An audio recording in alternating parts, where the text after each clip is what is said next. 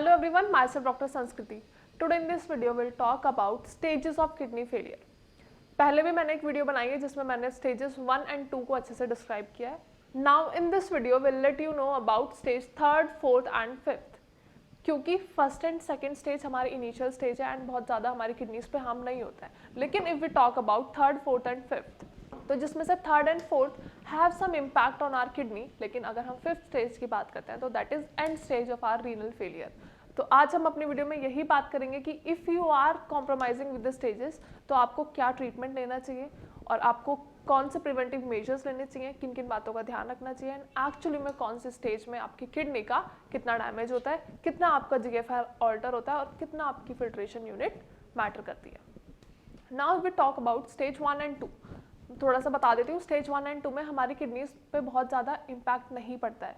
मतलब there is an impact but 10 to 20%. उससे बहुत ज़्यादा डैमेज हमारी किडनीज को नहीं होता है and that can be reversible अगर ट्रीटमेंट टाइम से हो, ट्रीटमेंट अच्छे से हो और आप अच्छे से परहेज करें, अपनी मेडिकेशंस लें, माइल्ड एक्सरसाइजेस करें तो you can reverse your kidneys back. But if we talk about 3rd and 4th तो ये थोड़ा सा सिवियर होता है. मतलब not that much severe but हाँ थोड़ा सा कॉम्प्लिकेशंस इसमें ज़्यादा बढ़ जाती हैं. आपको चीज़ों का अच्छे से ध्यान रखना पड़ता है और अपना ट्रीटमेंट टाइम टू टाइम लेना होता है एंड अपने टेस्ट कराने होते हैं. बट अगर हम बात करते हैं स्टेज 5 की तो that is a severe form of kidney damage. मतलब दैट इज़ किडनी फेलियर. उसका कोई ट्रीटमेंट नहीं होता है. उसके लिए आपको या तो ट्रांसप्लांटेशन और डायलिसिस. लेकिन हम डायलिसिस के साथ साथ भी हम क्या क्या चीज़ें कर सकते हैं जिससे हमारा लाइफ स्पैन थोड़ा और इंक्रीज हो जाता है एंड हमारी किडनीज का फंक्शनिंग थोड़ा बहुत बूस्ट होता है. तो ये आज मैं अपनी वीडियो में आप सभी को बताऊंगी. तो डू लिसन केयरफुली. अब अगर हम बात करते हैं अपनी 3rd स्टेज के बारे में. Now 3rd stage is also categorised into 2 parts that is 3A and 3B. अगर 3A की कंडीशन में अगर आप हैं तो इसमें आपका जीएफआर कितना हो जाता है 45 to 59 ml पर मिनट. लेकिन अगर आप स्टेज 3B में हो तो आपकी बॉडी का जीएफआर कितना होगा दैट इज 30 to 44 ml पर मिनट. तो हमारा इससे आपको क्या पता चल रहा है, आपका जीएफआर बहुत ज़्यादा डिटोरिएट हो रहा है, मतलब फ्लक्चुएटिंग है. तो इसमें आपको क्या सिम्टम्स देखने को मिलेंगे, आपको 3rd स्टेज में जो सिम्टम्स देखने को मिलेंगे that are vomiting, nausea, loss of appetite या फिर वीकनेस होगी, बहुत ज़्यादा फ्रम्पी होगे, इरिटेटेड रहोगे, आपको भूख नहीं लगेगी और भूख लगेगी भी तो खाना खाने का आपका मन नहीं होगा. मतलब ऐसा लगेगा कि आप थोड़ा सा खाओगे और ऐसा फील होगा कि कहीं मैंने ओवर ईटिंग तो नहीं कर लिया या आपका स्टमक अलाउ ही नहीं करता बहुत ज़्यादा खाना. तो ये सारी चीज़ें अगर आपको नज़र आती हैं, मतलब आपको ऐसे साइंस एंड सिम्टम्स फील होते हैं अपनी बॉडी में, तो आपको ध्यान रखना है कि आपको अपने टेस्ट टाइम से कराने हैं. कौन से test? Normal blood test, urine sensitivity test and KFT. क्योंकि अगर आपके पास आपके टेस्ट होंगे, आपको अपने ब्लड के लेवल्स पता होंगे, आपको अपने शुगर लेवल्स पता होंगे और आपको पता होगा कि बॉडी में केराटिन बहुत ज़्यादा तो नहीं बढ़ रहा. क्योंकि अल्टीमेटली केराटिन लेवल से ही हम पहचान सकते हैं कि हमारी बॉडी कितनी ज़्यादा डिटोरिएटिंग कंडीशन में जा रही है. मतलब हमारी किडनीज अपना फंक्शन ढंग से परफॉर्म नहीं कर पा रही हैं. जितना ज़्यादा आपका केराटिन उतना ज़्यादा इफेक्ट हमारी किडनीज पर.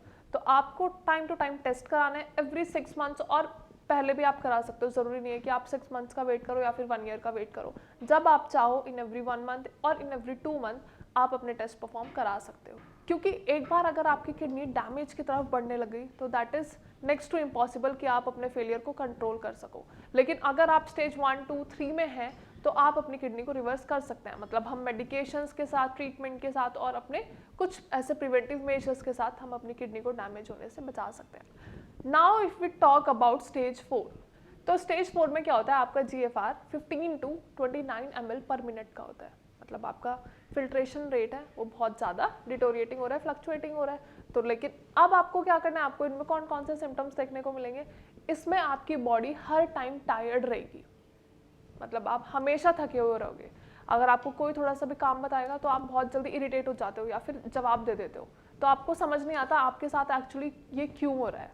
या फिर आपकी मेंटल शार्पनेस कम हो जाती है. आपको हमेशा नींद आती रहती है क्योंकि आप टायर्ड हो, हमेशा आपको लेथार्जिक लगेगा तो आपको नींद आएगी. आपके ब्रीदिंग पैटर्न्स भी इसमें इन्वॉल्व होते हैं. आप ढंग से ब्रीथ नहीं कर पाते क्योंकि ultimately kidney performs a very vital role in our body. Kidney की वजह से हमारे टॉक्सिन्स एक्सक्रीट होते हैं, हमारा ब्लड फॉर्म होता है या फिर हमारी बोन्स पे भी किडनी का बहुत अच्छा इंपैक्ट होता है. हमारी बोन्स को डेवलप करने में किडनी हेल्प करती है. तो कहीं ना कहीं अगर हमारी किडनी डैमेज हुई है तो that ultimately cause an impact on our body और हमारी बॉडी में बहुत सारे चेंजेस देखने को मिलते हैं. एट टाइम्स हम चलने का भी मन नहीं करता, हमें पूरे दिन हमारा बेड चाहिए, पूरे दिन हम बेड पे लेटे रहेंगे, हम कुछ काम नहीं करेंगे, हम कुछ खाएंगे नहीं, और अल्टीमेटली जब आप थके हुए हो तो भूख बढ़ती है, लेकिन भूख बढ़ रही है लेकिन आपका खाने का मन नहीं कर रहा है। लॉस ऑफ एपेटाइट भी एट टाइम्स देखने को मिलती है, लेकिन हमेशा क्या होता है, आपको ऐसा लगेगा फीलिंग ऑफ फुलनेस, मतलब आप ऑलरेडी फुल हो, बिना कुछ खाए भी आपको ऐसा लगता है कि नहीं मेरा टमी ऑलरेडी फुल है। तो अगर ये सारे सिम्टम्स मिलते हैं तो दैट मीन्स कि आपकी किडनी बहुत ज़्यादा सीवियर फॉर्म में है, मतलब आपकी किडनी पे बहुत ज़्यादा डैमेज हो रहा है। ये तो बात कर ली हमने थर्ड और फोर्थ स्टेज की। Now we talk about fifth and the end stage. Fifth stage is known as the end stage of renal failure, मतलब आपकी किडनीज का फंक्शन अब बिल्कुल खत्म हो चुका है, आपकी किडनीज में से टॉक्सिन्स बिल्कुल भी बाहर नहीं आ पा रहे। पहले क्या हो रहा था, आपकी किडनी से टॉक्सिन्स एक्सक्रीट तो हो रहे थे लेकिन इतने ज़्यादा एक्सक्रीट नहीं हो रहे थे। आपके यूरिन में कुछ प्रोटीन एक्सक्रीट हो रहा था, कुछ एल्ब्यूमिन एक्सक्रीट हो रहा था, लेकिन अब क्या हो रहा है, आपकी किडनीज बिल्कुल भी वेस्ट फिल्टर नहीं कर पा रही है। एंड क्योंकि एंड स्टेज में, फिफ्थ स्टेज में आपकी किडनीज बिल्कुल भी वेस्ट एक्सक्रीट नहीं कर पा रही है, दैट मीन्स वो आपकी बॉडी में एक्यूमुलेट हो रहा है। एंड आपकी बॉडी में एक्यूमुलेट होने की वजह से वो आपके ब्लडर पे, आपके लीवर पे, आपके हार्ट पे, आपके ब्रेन पे एंड आपकी ब्लड वेसल्स पे इम्पैक्ट डालता है, जिसकी वजह से अल्टीमेटली आपकी बॉडी टॉर्चर हो रही होती है। तो आपको ये ध्यान रखना है, जब भी आपको ऐसे सिम्टम्स नजर आए तो आपको जल्दी से जल्दी अपने डॉक्टर से कंसल्ट करना है, या फिर अपने KFT ज़रूर करानी है, अपने रिपोर्ट्स चेक कराने हैं डॉक्टर से, अपने यूरिन कल्चर, KFT एंड अपने ब्लड लेवल्स को डॉक्टर से कंसल्ट कराना है, ट्रीटमेंट लेना है। अब अगर हम फिफ्थ स्टेज को और अच्छे से समझें तो फिफ्थ स्टेज में क्या होता है, मेडिकेशन बहुत ज़्यादा इम्पैक्ट नहीं डालती है, लेकिन होता क्या है, अल्टीमेटली जो ट्रीटमेंट प्रोटोकॉल हमारे पास बचता है दैट इज डायलिसिस और किडनी ट्रांसप्लांट। लेकिन किडनी ट्रांसप्लांट तो चलो फिर भी एक एंड स्टेज ही हो गई कि अब तो बिल्कुल किडनी कोई काम कर ही नहीं पा रही है, अब तो ट्रांसप्लांट कराना ही पड़ेगा, लेकिन उससे पहले you have a option of dialysis. Kidney का फंक्शन क्या है, बॉडी से टॉक्सिन्स को एक्सक्रीट करना, ब्लड पंप अप करना, तो ये सारे काम हमारा अब डायलिसिस परफॉर्म करता है, मतलब डायलिसिस हमारी बॉडी से टॉक्सिन्स को एक्सक्रीट करता है। लेकिन हम डायलिसिस के दौरान ऐसा नहीं है कि हम मेडिकेशंस नहीं ले सकते हैं, लेकिन आपको मेडिकेशंस लेनी कौन सी है, दैट आर होम्योपैथिक मेडिसिन।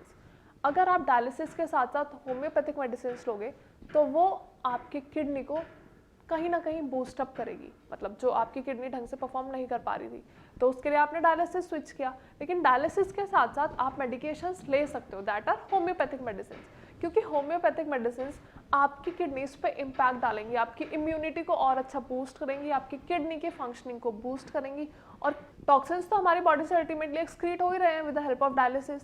तो इस दौरान क्या होता है, जब डायलिसिस अपना काम कर रहा होता है तो किडनी को थोड़ा सा रिलैक्स मिलता है, थोड़ा सा गैप मिलता है, तो उस बीच में किडनी थोड़ी थोड़ी कोशिश करती है बूस्टअप होने की, और उस कोशिश में हमें अपना हाथ बढ़ाना है किस चीज़ के लिए, अपनी होम्योपैथिक मेडिसिन के लिए। तो आप जब होम्योपैथिक मेडिसिन लोगे with the combination of dialysis तो that would cause a very good impact on your kidneys और आपको बहुत जल्दी आराम मिलेगा। उससे क्या होगा, आपका क्रेटिनिन लेवल बहुत कम भी हो सकता है और आपको शायद डायलिसिस कराने की जरूरत भी ना पड़े, क्योंकि अल्टीमेटली डायलिसिस हो क्यों रहा है, आपकी बॉडी से टॉक्सिन्स एक्सक्रीट करने के लिए। तो जब आप होम्योपैथिक मेडिसिन लोगे तो होम्योपैथिक मेडिसिन भी आपका वही काम करेगी, आपकी बॉडी से जितने भी टॉक्सिन्स, हार्मफुल सब्सटेंसेस हैं उनको एक्सक्रीट करने में हेल्प करेगी। तो आपको करना क्या है, आपको होम्योपैथिक मेडिसिन पे जल्दी से जल्दी स्विच करना है, ताकि अब आपका जो भी, चलो आज तक जो भी हमारी किडनी का फंक्शन डिटोरिएट हो चुका है हम उसको तो वापस नहीं ला सकते, लेकिन फर्दर अपनी किडनीज को डैमेज होने से तो बचा सकते हैं। जो आपकी किडनी अभी तक फेलियर पे नहीं है, सिर्फ डिजीज पे है, हम उस किडनी को तो बचा सकते हैं। तो आपको करना क्या है, आपको मेडिकेशन जल्दी से जल्दी स्टार्ट करनी है। उसके साथ साथ जो कि मैंने आपको पहले भी बताया था कि कुछ ब्रीदिंग पैटर्न्स में इन्वॉल्वमेंट आती है, तो आपको क्या करना है, कुछ ब्रीदिंग एक्सरसाइजेस प्रैक्टिस करनी है, जिसकी वजह से आपका एटलीस्ट ब्रीदिंग तो कॉम्प्रोमाइज़ नहीं होगा, आपकी बॉडी का सैचुरेशन तो कॉम्प्रोमाइज़ नहीं होगा। तो आपको कुछ हेल्दी एक्सरसाइजेस परफॉर्म करनी है, हेल्दी डाइट लेनी है, लेकिन ज़्यादा प्रोटीन अपने डाइट में नहीं लेना है, ज़्यादा सॉल्ट का इंटेक अपनी डाइट में नहीं करना है, और अपने सॉल्ट को रॉक सॉल्ट से रिप्लेस करना है। Else what you can do is diabetes and BP. अपने डायबिटीज़ को कंट्रोल रखो, अपने बीपी को कंट्रोल रखो, ब्लड प्रेशर ज़्यादा नहीं होना चाहिए, क्योंकि अगर आपका बीपी ज़्यादा होता रहेगा तो that would cause an impact on kidneys. तो जो भी चीज़ें आपकी किडनी को हार्म कर रही हैं आपको उनको तो एटलीस्ट रोक के रखना है।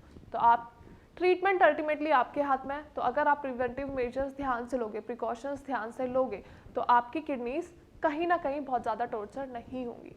And secondly you need to switch on homeopathic medicine. आप होम्योपैथिक मेडिसिन लीजिए। I assure you homeopathic medicine आपकी किडनी को बहुत जल्दी रिकवर कर देती हैं एंड आपका क्रेटिनिन लेवल भी बहुत जल्दी कम हो जाएगा। आई होप वीडियो में सब कुछ समझ आया होगा। अगर वीडियो के रिगार्डिंग कोई भी क्वेरी है या फिर आपको ट्रीटमेंट से रिगार्डिंग कोई भी क्वेरी है, आप कहीं और से ट्रीटमेंट बहुत टाइम से ले रहे हो लेकिन आपको रिजल्ट्स नहीं मिल रहे हैं, तो आप अभी भी हमारे डॉक्टर से कंसल्ट कर सकते हो। बस आपको करना क्या है, आपको अपनी रिपोर्ट शेयर करनी है या फिर you need to just call our doctors. वो आपको अच्छे से कंसल्टेशन प्रोवाइड करेंगे, आपकी रिपोर्ट्स में जो जो चीज़ें हैं, जो सीवियर चीज़ें हैं वो आपको बताएंगे और आपको बेस्ट डाइट एंड एक्सरसाइजेस बताएंगे। Thank you so much.